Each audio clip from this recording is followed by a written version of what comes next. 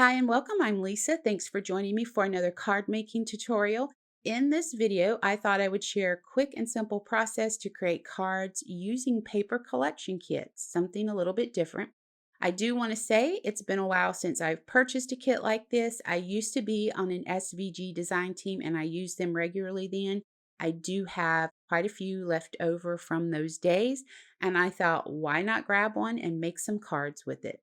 So this is the Echo Park Bewitched collection from 2018. Now, before you hit that stop button, let me say you can get all these items you see me use over on the snapclicksupply.com website in digital form. I purchased a few items from the site and printed them out before recommending them to you. I am not affiliated with them in any way. I also want to mention I have an older printer. It's an HP OfficeJet Pro, and I have to say I was pleasantly surprised at how great these items printed out. In fact, I went back and purchased more digital items to use at a later date. So I want to show you a few of the pieces I printed. I used Nina Avalanche White 80-pound cardstock to print on. The items on the left are from the Bewitched Elements 1 and 2 packs. I printed those out using Word and then took them to the scan and cut to cut those out. I do have a pattern paper here that I printed as well. This is so amazing because you can pick whatever size you want, and I like the 6x6 for my cards. So I just sized it down to 6x6. Like I said, you can size it to whatever size you need.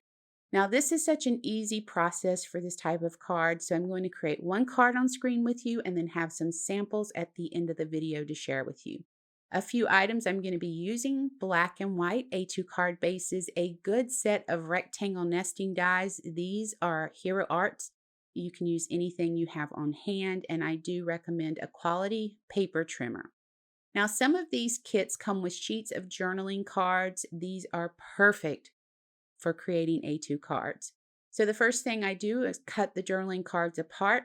Once I decide which of the cards I want to use, I'm going to pick some pattern paper to go with it. And here's what I can tell you about picking pattern papers. I use what is appealing to me. I realize some people struggle with the patterns, so try this. One busy pattern, one pattern that has a smaller print, and then one neutral. So most of these kits come with ephemera or stickers that you can use to decorate your cards. This particular kit came with a 12 by 12 sheet of stickers, and I'm just giving myself an idea of what I want to use from this sheet with each of the journaling cards I've picked. Let's start making this card. I'm using my nesting dies, and I'm going to cut a 4-inch by 5 1/4-inch piece from this pattern paper. Now, you can use your paper trimmer to do this. I like the straight, perfectly sized panel that the dies give me. I'm using a 2.5 by 3 3/4-inch die to cut the journaling card down just a little bit. And I'm going to use a 3 1/4-inch by 4.5-inch die to cut the striped paper down.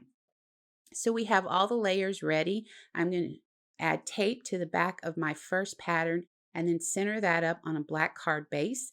I'm going to center the die cut journaling card over the striped pattern. I'll flip it over, add foam adhesive to the back of the pattern paper, and then center that up on my card base. So the hardest part of the process is done. And all we have to do now is add our stickers to dress this up a little bit. Have you ever tried pre-printed, sorry about that, sentiment strips? I'm just going to put this out there in the universe. They are amazing and they are such a time saver. Do I use them on all my cards? No, but I really like having a few on hand for times like this. I don't have to drag stamps and ink pads out to make a card. With a quick trim, some foam adhesive to the back, I'm ready to add this to the card, and that's the end of this process. It's pretty simple. Of course, you can add confetti or gold pearls like I did to dress these cards up a little bit. It's completely what you want to do with it. Now, I have some samples that I really want to share with you, and you can see how this layering technique creates some really fun cards. And those journaling cards are perfect for A2 cards. I think this is a perfect process for a beginner. It kind of takes all the heavy work out of it to me. You don't have to worry about stamping or coloring. You just pick some patterns, pick some elements to add to your card, and you're set to go. So let me know what you think. Do you like using pattern papers and collections to create cards? Let me know in the comments below. Now, for more information on the products you've seen in this video, you can click the links directly below to check them out. I appreciate you so much for spending time with me today. Until next time, please take care.